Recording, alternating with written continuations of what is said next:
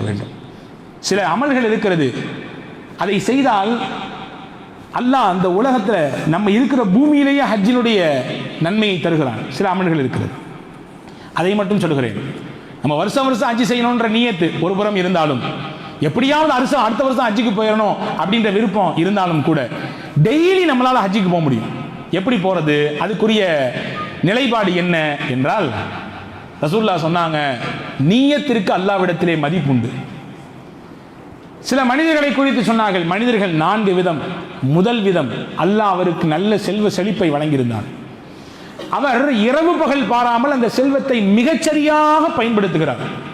உரிய முறையிலே அதை செலவு செய்கிறார். அல்லாஹ்வின் உரிமைகளை, அல்லாஹ் கடமையாக்கிய விஷயத்தை பார்த்து பார்த்து மிகச்சிறப்பாக செய்கிறார்.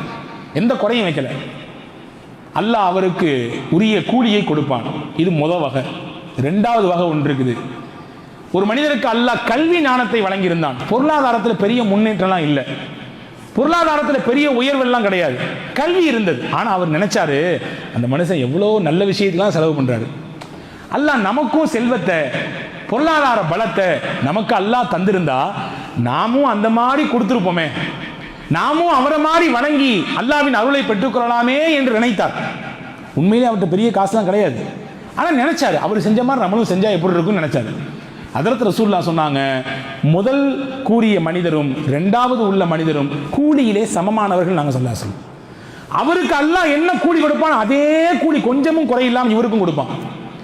அவர் கொடுத்ததுனால அல்லாஹ் கொடுத்தான், இவர் கொடுக்காம அல்லாஹ் கொடுக்கிறான். காரணம், இவர் உள்ளத்தில் இருந்த எண்ணத்திற்கு அல்லாஹ் தருகிற கூலி.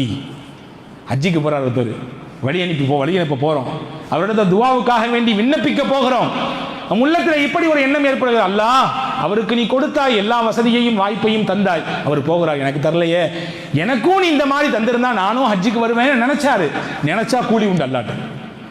ஹஜ்ஜிக்கு போய் அவர் அங்கே இருந்து என்ன அமல்கள் செய்து நன்மையை பெறுவாரோ, பெறாமலேயே இவரால் இந்த நன்மையை பெற்றுக்கொள்ள முடியும், தூய்மையான நியத் இருந்தால், எண்ணம் இருந்தால். 1.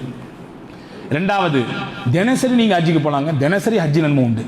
எப்படி கிடைக்கும்? ஹஜ்ரத் ரசூலுல்லாஹ் சொல்றாங்க பாருங்க, மன் சல்லல் ஃபஜ்ர ஃபீ ஜமாஅத்தின் ثم قعد يذكر الله حتى تطلع الشمس ثم صلى ركعتين كان له كحجة عمرة تامة.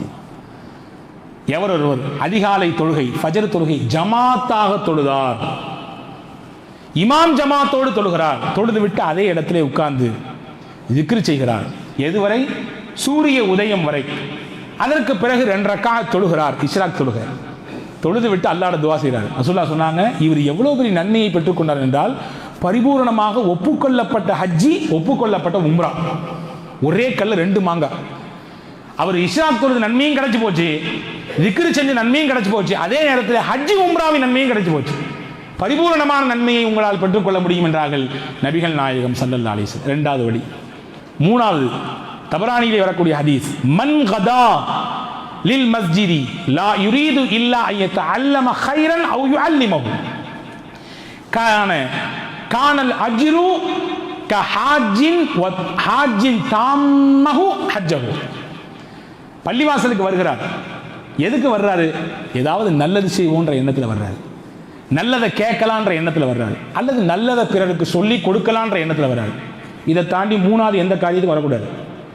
நல்லது செய்யணும்னு வரணும், நல்லதை பிறருக்கு போதிக்கணும்னு வரணும், நல்லதை நம்முடைய மஹல்லாவிலே விரிவாக்கம் செய்ய வேண்டும் என்ற எண்ணத்திலே வர வேண்டும்.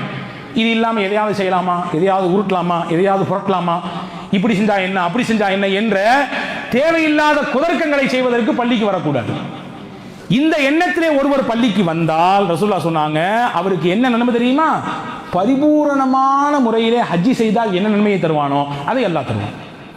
நன்மை செய்ய வேண்டும், நன்மையை கேட்கணும், நன்மையை சொல்லித் தரணும், பிறருக்கு பிற நபர்களுக்கு நன்மையை போதிக்கலாம் என்ற எண்ணத்திலே வந்தால் ஹஜ்ஜினுடைய நன்மையை அல்லாஹ் தருகிறான் என்றார்கள் ஸல்லல்லாஹு அலைஹி வஸல்லம்.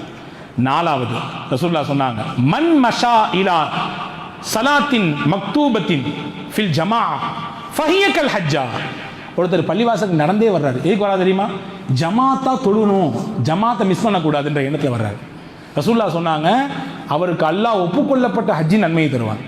ஜமாத் வரக்கூடாது என்ற எண்ணத்திலே பள்ளிக்கு வந்தால் ஒப்புக்கொள்ளப்பட்ட ஹஜ்ஜி நன்மை கிடைக்கும். அடுத்து சொன்னாங்க ஸல்லல்லாஹு அலைஹி வஸல்லம், மன் மஷா இலா ஸலாத்தின் ததவ்வுஇன் ஃபஹிய கல் உம்ரா. நஃபில் தொழலாம் பள்ளிவாசலுக்கு போனா, சுன்னத் தொழலாம் பள்ளிவாசலுக்கு போனா, வீட்டில் தொழுவது அங்கே போய் தொழலாமே என்ற எண்ணத்திலே ஒரு பள்ளிக்கு வருகிறார், அவருக்கு ஒப்புக்கொள்ளப்பட்ட உம்ராவின் கூலி கிடைக்கும் என்றார்கள் நபிகள் நாயகம் ஸல்லல்லாஹு அலைஹி வஸல்லம். இது 4வது விஷயம். 5வது ஸல்லல்லாஹு அலைஹி வஸல்லம் இடத்தில் ஒரு நபித்தோழர் வந்தார், யா ரசூலல்லாஹ், நான் போருக்கு வரணும், எனக்கு ஆசையா இருக்கு, எனக்கு உடல்ல சக்தி இருக்கு, திடாத்திரம் இருக்கிறது, போர்க்களத்திற்கு வர வேண்டும் என்று கேட்டார். ஸல்லல்லாஹு அலைஹி வஸல்லம் கேட்டாங்க, உங்க வீட்டில் உங்க அம்மா அப்பா இருக்கிறாங்களா? இல்லையா ரசூலல்லாஹ், எங்க அப்பா மௌத்தாகி போயிட்டாரு, எனக்கு ஒரு அம்மா இருக்காங்க வயசானவங்க. ஸல்லல்லாஹு அலைஹி வஸல்லம் சொன்னாங்க, உங்க அம்மாவை போய் நல்லா பார்த்துக்கோ, அவங்களுடைய துவாவை வாங்கிக்கோ, அவர்களுக்கு செய்ய வேண்டிய பணிவிடைகளை கித்மாத்துகளை மிகச்சிறப்பாக செய்தால் எப்படி தெரியுமா? கஅன்த ஹாஜின் வ முஅ்தமரின் வ முஜாஹிதின். உனக்கு 3 கூலி தருவான் அல்லாஹ். உங்க அம்மாவை நல்லா பார்த்துக்கிட்டேன்னா 3 கூலி தருவான். ஒன்று ஹஜ் செய்த நன்மையை தருவான், உம்ரா செய்த நன்மையை தருவான், அல்லாஹ்வின் பாதையிலே போர்க்களத்திலே போராடக்கூடிய முஜாஹிதின் நன்மையை தருவான். உங்க அம்மாவை நீ நல்லா பார்த்துக்கோ, அது போதுமானது என்று நபிகள் நாயகம் ஸல்லல்லாஹு அலைஹி வஸல்லம் சொன்னாங்க. அப்ப ஹஜ்ஜுக்கு போகணும்னு ஆசை வைக்கிறது ஒரு புறம், 2வது தினசரி நாம் ஹஜ்ஜி செய்யலாம் என்பதற்குரிய வழியையும் அந்த நன்மையை பெற்றுக்கொள்ளலாம் என்கின்ற பாதையையும் பெருமானார் ஸல்லல்லாஹு அலைஹி வஸல்லம் காண்பித்து தந்திருக்கிறார்கள். நீங்க தப்பா அந்த அந்த பயானை புரிந்து கொள்ளக்கூடாது. அஜர்த்து சொல்லிட்டாரு, ஹஜ்ஜி செய்யவங்களை பார்க்கும் பொழுது நம்மளும் ஹஜ்ஜிக்கு போகணும், நியத்து வச்சாலே ஹஜ்ஜி நன்மை கிடைச்சிடும், நம்ம டெய்லி வருஷம் நியத்து வச்சிட வேண்டியதான் அப்படின்னு நினைச்சு நியத்தோடு நிப்பாட்டிக்க கூடாது. அதற்குரிய உழைப்பும் அதற்குரிய முயற்சியும் அதற்குரிய தொடர் பிரார்த்தனையும் இருக்கிற பொழுது நிச்சயமாக அதற்குரிய பலனை வெகு விரைவிலே காண முடியும். வெகு விரைவிலே, மிக கூடிய விரைவிலே பார்க்க முடியும். நம்மை விட எத்தனையோ அனுபவசாலிகள் இங்கே இருக்கிறீர்கள். நீங்கள் அந்த அனுபவங்கள் எல்லாம் உங்களுக்கு நிறைய பாடங்களை தந்திருக்கும். நம்முடைய வாழ்க்கையிலும் பல விஷயங்களை நாம் கண்டிருக்கிறோம். நான் திரும்ப திரும்ப சொல்லுகிறேன், ஹஜ்ஜி செய்வதற்கு பொருளாதாரம் ஒரு அவசியம் இல்லை, அது ஒரு பெரிய முக்கியம் இல்லை. உடல் ஆரோக்கியம் அது பெரிய விஷயம் இல்லை. எல்லா வசதி வாய்ப்பு எல்லாம் எதுவும் கிடையாது. ஒன்றே ஒன்று மட்டும்தான், ஆசையும் தொடர் பிரார்த்தனையும் அல்லாஹ்வின் நாட்டத்தை கட்டி இழுக்கக்கூடிய அந்த தன்மையும் ஒரு மனிதனிடத்தில் இருந்தால் நிச்சயம்